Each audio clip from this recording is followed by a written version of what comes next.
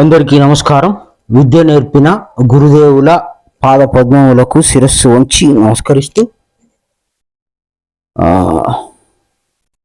క్రైస్తవ సమాజం చాలా గొప్పది. ఎందుకు? వాళ్ళ చేతిలో బైబిల్ ఉంది, సువార్త ఉంది, క్రీస్తు మాటలు ఉన్నాయి. ఆ మాటలు వినటం కొరకు చర్చికి వెళ్తారు. పాస్టర్లు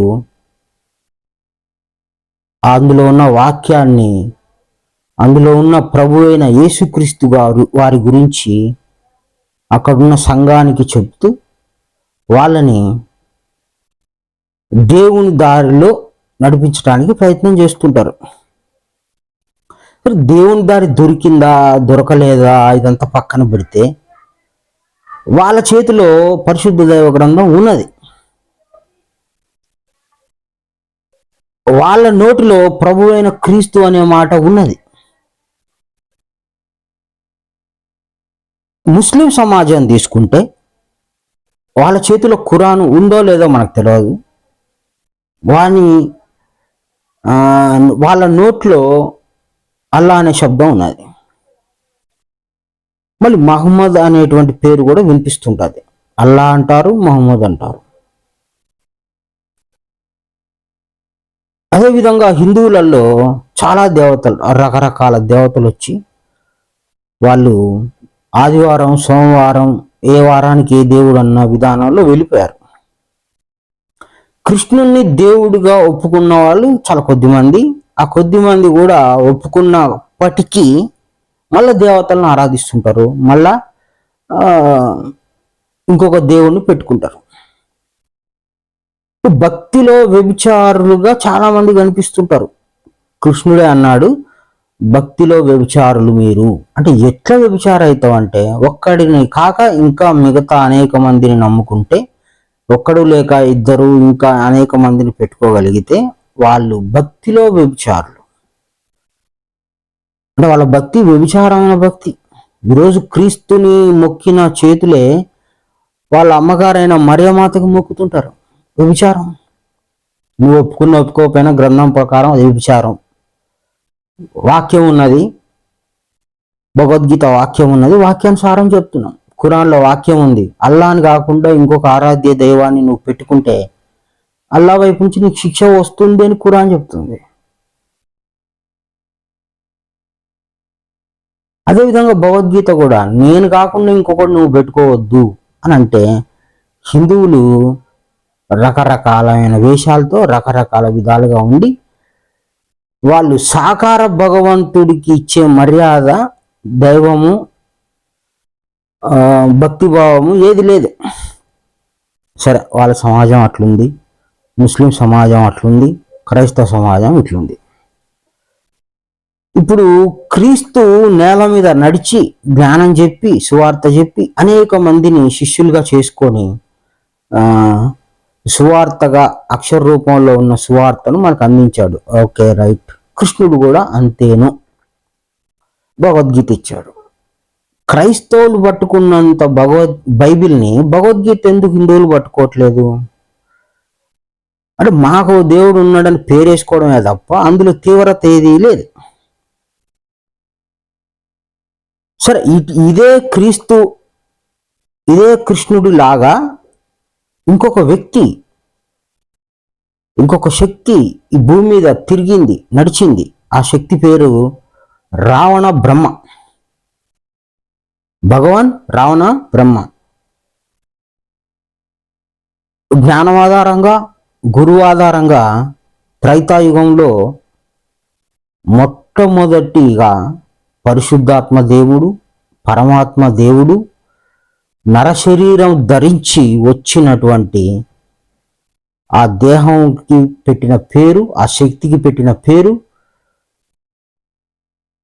భగవాన్ రావణ బ్రహ్మ. ఇప్పుడు క్రీస్తుని దూషించితే పాపం వస్తుంది. ఎందుకు? ఆయన దేవుడు, భగవంతుడు కాబట్టి. కృష్ణుని దూషిస్తే పాపం వస్తుంది. ఎందుకు? ఆయన దేవుడు, భగవంతుడు కాబట్టి.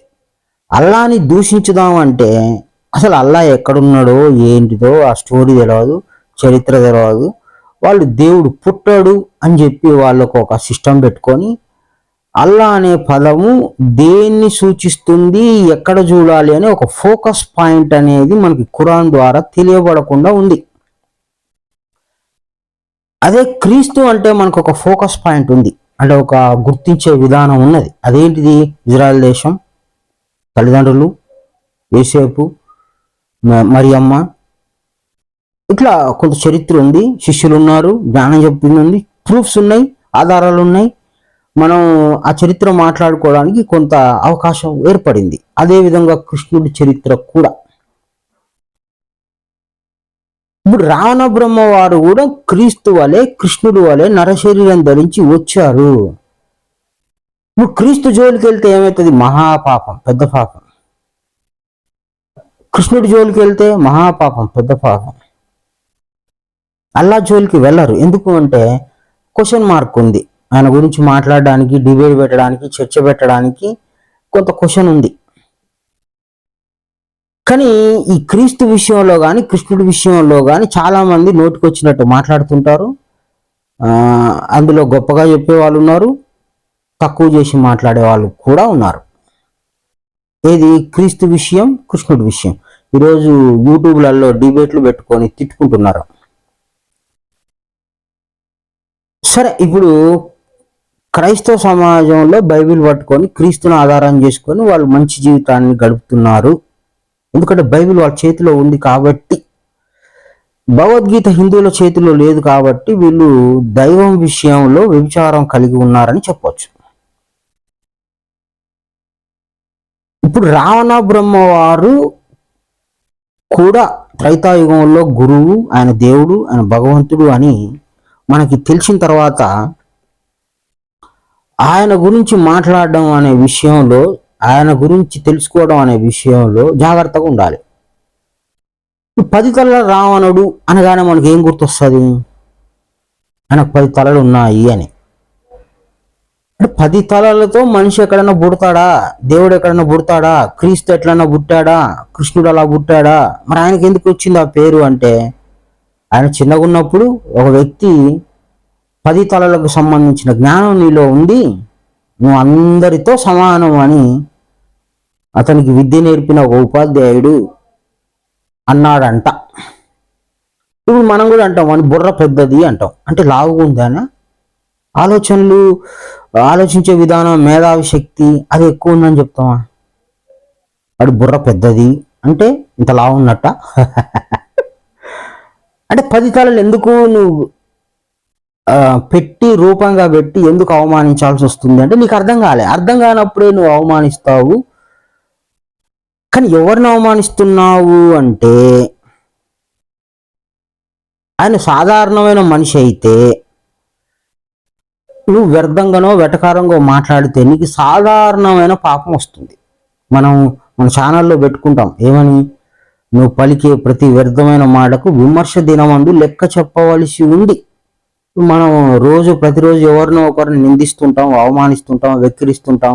ఆ పొలిటీషియన్ల వాడిట్టా వీడిట్టా అంటాం, సినిమా యాక్టర్లు అంటాం. ఇవన్నీ మనకు వ్యర్థమైన పాపం నిరంతరం అంటుకుంటుంది, అది రాసుకుంటుంది, ఇది రాయబడుతూ ఉంది.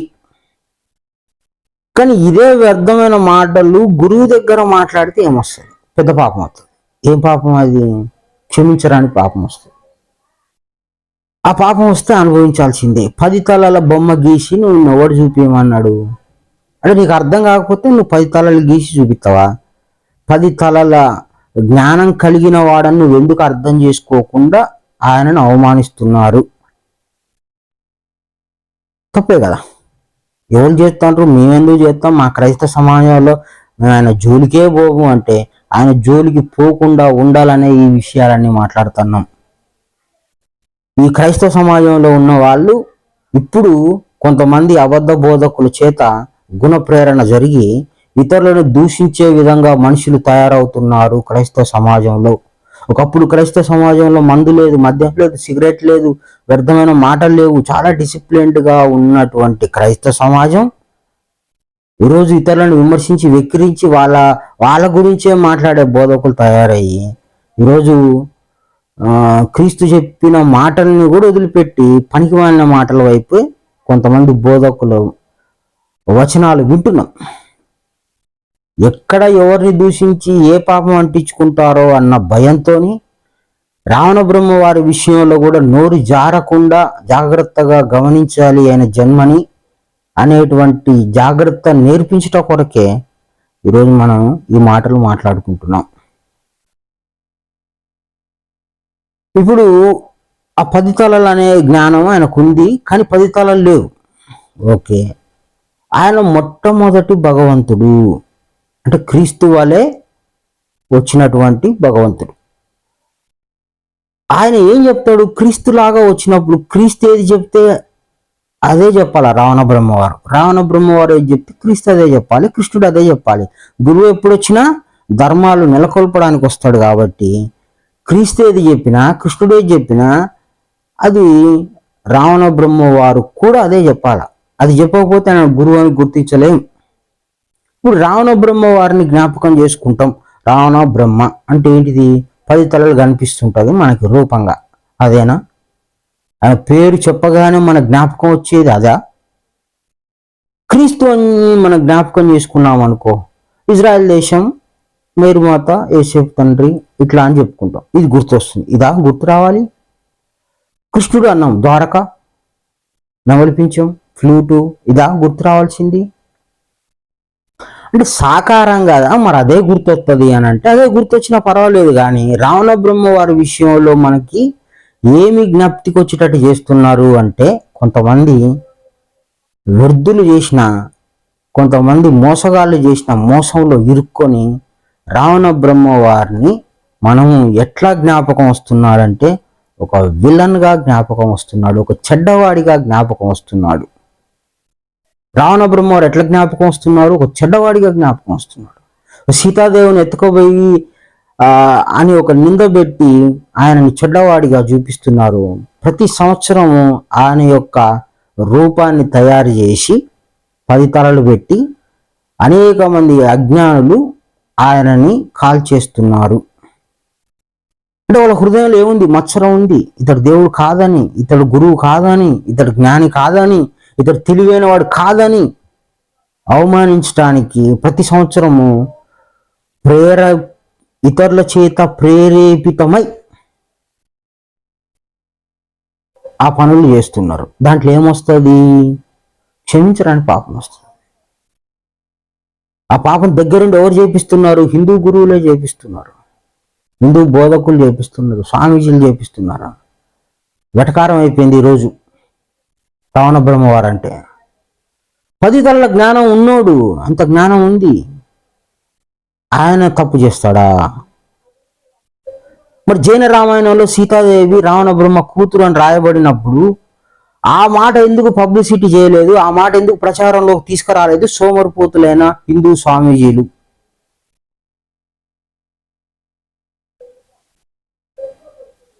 అంటే దేవతకు మొక్కిస్తావు, రాళ్ళకు మొక్కిస్తావు, గురువు విషయం దగ్గరకు వస్తే ఊహించినంత పాపాన్ని అంటగడతావు జనాలకు. అది పాపం ఉన్న వాళ్ళకి తెలియదు, నీకు తెలియదు. కాబట్టి గురువు విషయం జాగ్రత్తగా ఉండాలి. సీతాదేవి రావణ బ్రహ్మవారి కూతురు, ఇది ఆధారం ఉంది జైన రామాయణంలో, చదువుకోండి. తీసుకెళ్ళి ఏమి చేయలేదు, అశోకవనంలో పెట్టాడు. అంటే శోకం అంటే ఏడుపు, అశోకం అంటే ఏడుపు కాదని. అంటే ఆమెకు అన్ని రకాల సౌకర్యాలు ఇచ్చి చాలా గొప్పగా రాజుగా ఉన్న వ్యక్తి ఈరోజు అవమానింపడానికి మీకు అట్లా కనిపిస్తున్నాడు. ఆయన గురువు, దేవుడు. ఆయన క్రీస్తు ఎట్టివాడో రావణ బ్రహ్మ అట్టివాడు, కృష్ణుడు ఎట్టివాడో రావణ బ్రహ్మ అట్టివాడు. కృష్ణుడి మీద కూడా నిందలేస్తున్నారు, రావణ బ్రహ్మ వారి మీద కూడా నిందలేస్తున్నారు. మరి ఎవరినయ్యా మనం ఆరాధించేది? సాకార భగవంతుని అంటే వద్దు, ఈ పక్కన పెట్టేసి దేవతల దగ్గరికి, విగ్రహాల దగ్గరికి పోండి అని వ్యర్థులుగా చేస్తున్నారు మనల్ని. అంటే మనం సాకారం ఆరాధించకూడదా? మనం సాకారం తెలుసుకోకూడదా?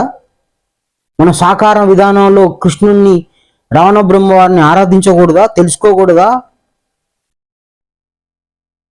తెలుసుకోకుండా చేసేది ఎవరు అంటే క్రైస్తవ సమాజం ఏమంటది, మేమెందుకు చేస్తాను అంటారు. ముస్లిం సమాజం ఏమంటది, మేమెందుకు చేస్తాను అంటారు. మరి చేసేది ఎవరంటే హిందువులే. హిందువులే చేస్తారు, ఇంకోటి చేయట్లే. కానీ ఇప్పుడు ఈ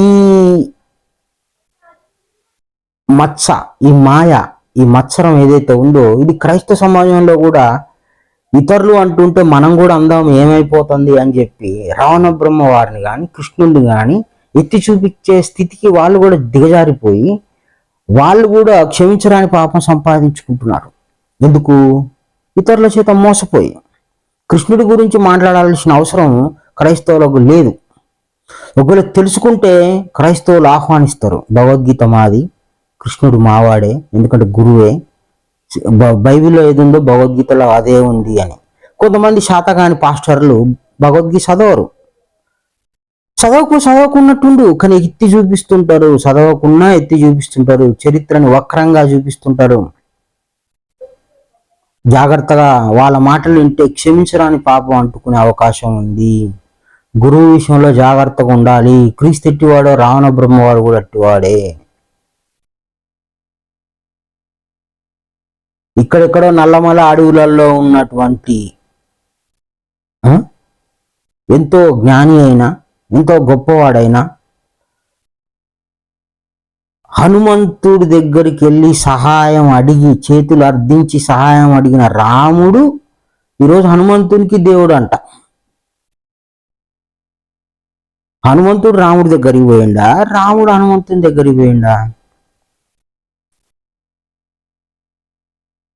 ఎవరి దగ్గరికి పోయిండు? మన ద్రవిడ దేశంలో సంపుకోటాలు ఉన్నాయా? ఒక మనిషిని క్షమించే గుణం ఉన్నది ఇప్పటికీ, చంపుకోవడం లేదు. కానీ ఆ రోజు రాముడు దగ్గరుండి వాలి సుగ్రీవుల విషయంలో బాణం వేసి చంపడం జరిగింది. రాముడికి ఎవరిని చంపితేంది?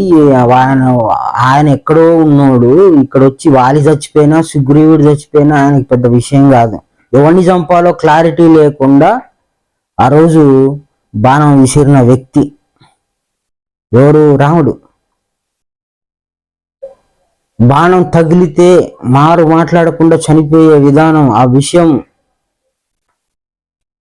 ఆ అడవిలో దొరికేటువంటి ఆ విషయం ఏదైతే ఆ రాతి కింద కప్పనో అడవిలో దొరికేటువంటి ఏదో విషయం వాటి నుండి తీసుకొని చంపేసిండు. సహాయం చేసే గుణం కలిగినటువంటి ద్రవిడులను ఆర్యులు వచ్చి మోసం చేసి ఈరోజు ద్రవిడులు ఆర్యుని చేతిలో చనిపోయే స్థితికి, అంటే అతన్ని నమ్ముకునే స్థితికి ఆ రోజు కొంతమంది అజ్ఞానంగా ప్రవర్తిస్తే అది అలుసుగా తీసుకొని ఈరోజు రాముడి యొక్క విగ్రహాన్ని మన ద్రవిడ దేశంలో పెట్టి ఈరోజు రాముని దేవుడిగా చేస్తున్నారు. రాముడు అంతకుడు కాదా? సరే, ఇప్పుడు కృష్ణుడు ఉన్నాడు అక్కడ, కాసేపు ఈ రాముని తీసి కృష్ణుని పెడదాం ఆ ప్లేస్లో. ఏం చెప్తాడు? అన్నదమ్ములు కొట్టుకుంటే, అరే ఇదంతా కర్మరా, కొట్టుకోకూడదు, ఇదంతా కర్మ, నువ్వు జ్ఞానం తెలుసుకో, జ్ఞానం వలన కర్మ పోతుంది, నువ్వు ఈ సంపుకోటాలు కొట్టుకోటాలు ఇవన్నీ కర్మకు లోబడి ఉంటాయి, నువ్వు జ్ఞానం తెలుసుకో, క్షమాపణ దొరుకుతుంది, జ్ఞానాగ్ని దగ్ధానం సర్వకర్మాని. అంటే జ్ఞానం తెలుసుకుంటే ఆ జ్ఞానం ఉన్న అగ్నిలో సర్వకర్మలు కారిపోతాయి. నువ్వు చచ్చిపోయేది ఉన్నా, నువ్వు బాధపడేది ఉన్నా, ఇబ్బంది పడేది ఉన్నా, నువ్వు జ్ఞానం తెలుసుకుంటే ఆ జ్ఞానమే ఆ కర్మను లేకుండా చేస్తుంది, నువ్వు ఆ విధానంలో ఉండవు అని చెప్తాడు కృష్ణుడైతే. అంతే, జ్ఞానం చెప్తాడు గురువు. కానీ అక్కడ ఎవరున్నారు? గురువు లేడు, అక్కడ ఉన్నది రాముడు, మామూలుగా గుణాలతో ఉన్న రాముడు. ఆ రాముడు ఆ విధంగా దగ్గరుండి బాణం వేసి మాట కూడా బయటికి రాకుండా చంపటం జరిగింది. అతన్ని పట్టుకొని దేవుడు అంటున్నారు అనొద్దా? ఆధారం ఉండు, ఆధారం పెట్టుకొని అను, ఆధారం లేకుండా అనొద్దు. రావణ బ్రహ్మ దేవుడు అనడానికి ఆధారం ఉంది, ఏముంది? క్రీస్తు చెప్తే రావణ బ్రహ్మ అది చెప్పాడు అనుకో, ఆధారమే. కృష్ణుడు ఏది చెబితే రావణ బ్రహ్మ అది చెప్తే ఆధారమే, అంతే కదా.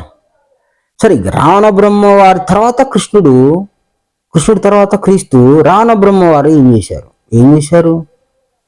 ఒక ఈశ్వరలింగాన్ని తీసుకొచ్చి, అంటే ముక్కు ముఖం లేని ఒక రాయిని తీసుకొచ్చి స్థాపించి దాని మీద 3 నామాలను పెట్టి, నామాలంటే పేర్లు అని అర్థం.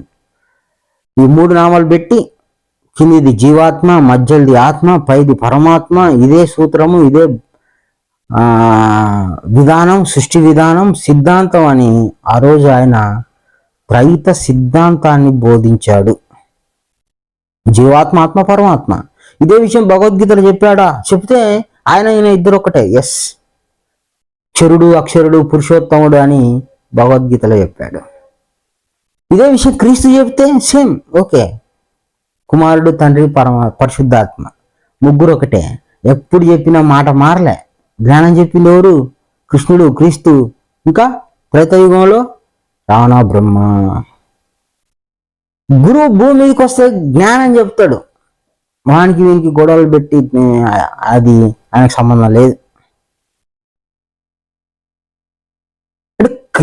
మరి రావణ బ్రహ్మవారు, రాముడు ఇద్దరు ఒకే ఏకకాలంలో ఉన్నారు కదా అంటే ఉన్నారు. ఈయన రాజు, ఆయన రాజు కాదు, రారాజు, భగవంతుడు, దేవుడు. ఆయన జ్ఞానం చెప్పుకుంటాడు అక్కడ ద్రవిడ దేశంలో. ఇక్కడ శ్రీలంకలో ఉండి జ్ఞానం చెప్పుకుంటాడు. ఏం జ్ఞానం? అక్షర పురుషోత్తముడు జ్ఞానం, కుమారుడు, తండ్రి, పరిశుద్ధాత్మ జ్ఞానం, త్రైత సిద్ధాంతం, ఆత్మ జ్ఞానం ఆయన తెలుసుకొని ఆయన అందరికీ తెలియజెప్తున్నాడు. ఆయన సాకార భగవంతుడు అని చెప్పడానికి ఇది ఒక్క ఆధారం చాలు. ఈరోజు ఎక్కడ, ఏ ఊర్లో ఎవడు తవ్వకాలం మొదలుపెట్టినా ఈశ్వరలింగాలు బయటకు పడతాయి, తవ్వకాలలో బయటపడతాయి. అంటే ద్రవిడ దేశం పూర్తి జ్ఞాన దేశం. క్రీస్తు పుట్టినప్పుడు మన తూర్పు దేశపు జ్ఞానులు, అంటే మన ద్రవిడ దేశంలో ఉన్న జ్ఞానులు వెళ్ళి అక్కడికి గురువు దగ్గరికి వెళ్ళారు. గురువుని గుర్తించే దమ్ము, ధైర్యము, సామర్థ్యము, తెలివితేటలు ఉన్న వాళ్ళు మన ద్రవిడ దేశంలో ఉన్నారు. ఇప్పుడు ఏంటిది? గురువుని కాల్చే పనిలో ఉన్నారు, గురువుని అవమానించే పనిలో ఉన్నారు. నువ్వు భగవద్గీత కరెక్ట్గా చదువుంటే క్రీస్తు కూడా అదే చెప్పాడు కాబట్టి నువ్వు క్రీస్తుని ఎందుకు అవమానిస్తావు? నువ్వు ఆహ్వానిస్తావు. క్రీస్తు గురించి తప్పుగా మాట్లాడొద్దు అని కొంతమంది బ్రాహ్మణులు చెప్తున్నారు. ఎందుకంటే వాళ్ళు చదివారు బైబిల్ కాబట్టి. కానీ క్రైస్తవ పాస్టర్లు భగవద్గీత చదవరు. చదివితే ఒప్పుకుంటారు. కృష్ణుడు కూడా క్రీస్తు వలె వచ్చినటువంటి దేవుడే, భగవంతుడే. ఆయన దగ్గర కూడా ఒళ్ళు దగ్గర పెట్టుకొని మాట్లాడాలి, జాగ్రత్తగా ఉండాలి. ఆయన దేవుడే, ఆయనకు నమస్కరించాలి, ఆయన మాటలు కూడా వినాలి అని చెప్తారు. ఎవరు? బోధకులు. కానీ వీళ్ళు చదవరు. సరే, చదవకున్నా ఏం చేయకున్నా ఒక వ్యర్థమైన మాట గురువు విషయంలో మాట్లాడితే క్షమించరాని పాపం వస్తుంది. కాబట్టి ఈ క్షమించరాని పాపం జోలికి చిక్కుకోకుండా ఉండాలని ఈరోజు మనం కొంత రావణ బ్రహ్మ వారి గురించి మాట్లాడుకుంటాం. తెలియకపోతే సైలెంట్గా నోరు మూసుకొని ఉండటం కన్నా గొప్ప విషయం ఇంకోటి లేదు. రావణ బ్రహ్మ వారు కూడా క్రీస్తులాగా దేవుడే అని నమ్మిక కలిగి పరిశోధన చేసుకోండి, తెలుసుకోండి. కానీ తెలియకపోతే నోరు మూసుకొని ఉండండి. అది ఎంతో గొప్ప విషయము. భావంలో కూడా చెడ్డ భావం రాకూడదు. సరే, ఇప్పుడు క్రీస్తుని మనం జ్ఞాపకం చేసుకుంటే ఏం గుర్తొస్తుందంటే ఫిజికల్గా గుర్తొస్తుంది. అంతే గుర్తు రావాలన్నా క్రీస్తుని జ్ఞాపకం చేసుకుంటే 2 ఆజ్ఞలు గుర్తుకు రావాలా? అంటే 2 ఆజ్ఞలు గుర్తొస్తే చాలా గొప్ప విషయం. వాడు చాలా ఉన్నతమైన జ్ఞానం కలిగిన వాడు అని అర్థం. ఏంటిది అది? పూర్ణ మనసుతో, పూర్ణ హృదయంతో, పూర్ణ ఆత్మతో నీ దేవుణ్ణి నువ్వు ఆరాధించు. క్రీస్తుని జ్ఞాపకం చేసుకోవడం అంటే మొదటి ఆజ్ఞ జ్ఞాపకం చేసుకోవటం, లేదా 2వ ఆజ్ఞ జ్ఞాపకం చేసుకోవటం. ఈ జ్ఞాపకం వస్తుందా, లేదు ఆయన చరిత్ర, ఆయన రూపం జ్ఞాపకం వస్తుందా?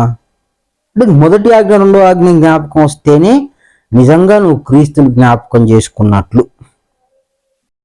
అదేవిధంగా కృష్ణుని జ్ఞాపకం చేసుకున్నప్పుడు నీకు అక్షర పురుషోత్తమ అనే జ్ఞాపకం రావాలా, లేదు కృష్ణుడి యొక్క చరిత్ర జ్ఞాపకం వస్తుందా? ఇదొకటి. అదేవిధంగా రావణ బ్రహ్మ వారిని జ్ఞాపకం చేసుకోగానే ఫలితాలు గుర్తొస్తున్నాయా, లేదంటే ఆయన స్థాపించిన జ్ఞాన ముద్ర ఏదైతే ఉందో, క్షరుడు అక్షరుడు పురుషోత్తముడు అని ఈశ్వరలింగం, చర ప్రకృతి అచర ప్రకృతి అని పానిమట్టానికి పెట్టినటువంటి ఆ విధానం జ్ఞాపకం వస్తుందా? నా తండ్రి చిత్తానుసారం చేయువాడే నాకు పాత్రుడు అని బైబిల్లో చెప్తే, ఆ చిత్తం అనేది ఏంటిదో మనం గట్టిగా పట్టుకోకపోతే ఈ క్రీస్తు రూపం గుర్తొచ్చినా ఆ రూపం నిజమో కాదో తెలియదు, కృష్ణుడి రూపం నిజమో కాదో తెలియదు, రావణ బ్రహ్మవారి రూపం నిజమో కాదో తెలియదు. కానీ ఆజ్ఞలు, మూలాలు, సిద్ధాంతాలు గుర్తుంటే మనకు తెలియకుండానే ఆ సిద్ధాంత కర్తలు ఎవరైతే ఉన్నారో, క్రీస్తు కానీ కృష్ణుడు కానీ రావణ బ్రహ్మవారు కానీ, వాళ్ళ మీద అపారమైన భక్తి గౌరవం ఏర్పడతాయి. ముందు ముఖ్యమైన ఆజ్ఞలు మన తలలో ఉంటే ఆ ఆజ్ఞలను చెప్పిన వ్యక్తి మీద మనకు తెలియకుండా గొప్ప గౌరవభావం, భక్తిభావం, ఈయన గురువు అని మనకు ఏర్పడుతుంది. ముందు ఆజ్ఞలు మన తలలో లేవు, ముందు సిద్ధాంతం మన తలలో లేదు. కాబట్టి ఈరోజు అవమానించడానికి కావాల్సినంత మాటలు మన దగ్గర ఉన్నాయి. కాబట్టి అవమానించటంతో పాటు క్షమించరాని పాపాన్ని సంపాదించుకుంటున్నారు. రావణ బ్రహ్మవారు గురువు అని తెలవకపోతే పాపం అంటించుకుంటూనే తిరుగుతారు. రావణ బ్రహ్మవారిని ఒప్పుకోకపోతే కూడా తప్పే, కృష్ణుని ఒప్పుకోకపోతే కూడా తప్పే, క్రీస్తుని ఒప్పుకోకపోతే కూడా తప్పే. ఎందుకు? నీకు ఎక్కడ జ్ఞానం తెలిసినా గురువు నుంచే తెలవాలా. వాళ్ళని ఒప్పుకోకపోతే నీకు జ్ఞానం ఎవరు చెప్తారు? చెప్పరు. కాబట్టి భగవద్గీత, బైబిలు, ఖురాన్లో కూడా దేవుడి జ్ఞానం ఉంది కాబట్టి ఒప్పుకోవాలి. ఆ హృదయాన్ని తయారు చేసుకోవాలి. మత్సరం అనే గుణం ప్రమాదకరము.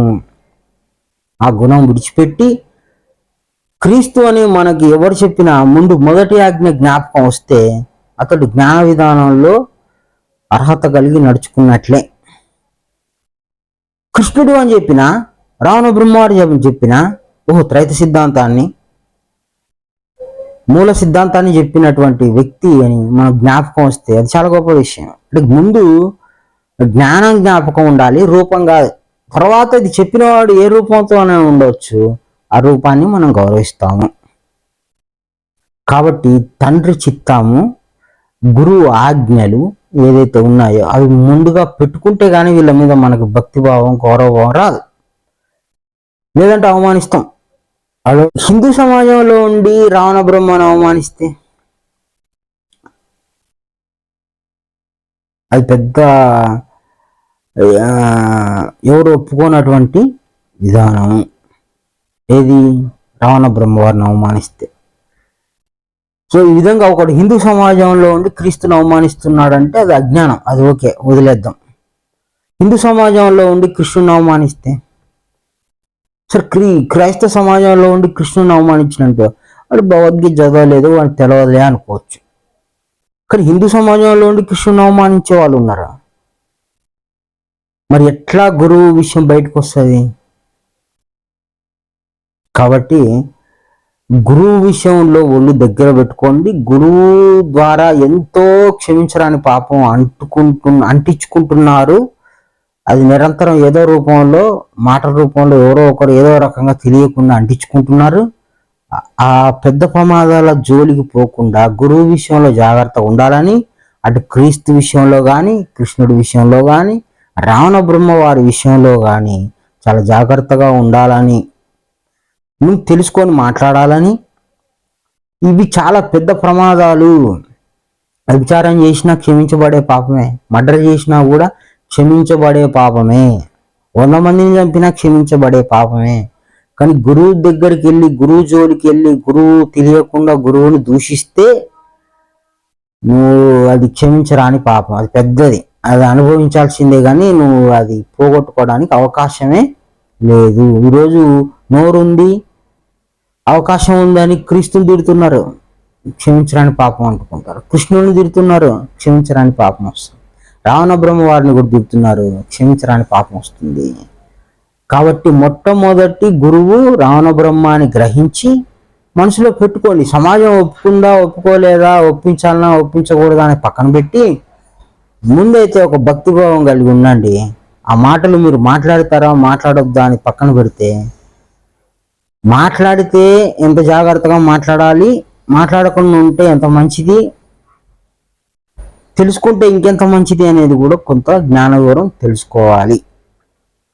సరే, రావణ బ్రహ్మవారు ఇప్పుడు మాకెట్లా జ్ఞాపకం వస్తున్నారంటే 10 తలలు కాదు, ఆయన ఈశ్వరలింగం మీద 3 నామాలు స్థాపించి క్షరుడు అక్షరుడు పురుషోత్తముడు అని చెప్పుట చేత ఈ జ్ఞానం చెప్పిన వ్యక్తి గురువు, ఆ గురువు అని మా జ్ఞాపకం వస్తుంది. కుమారుడు తండ్రి పరిశుద్ధాత్మ అనే జ్ఞానం చెప్పిన క్రీస్తు మాకు గుర్తొస్తున్నాడు.